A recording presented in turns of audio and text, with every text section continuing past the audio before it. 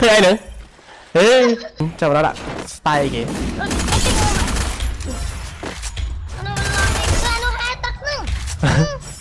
ហេធ្វើអីហ្នឹង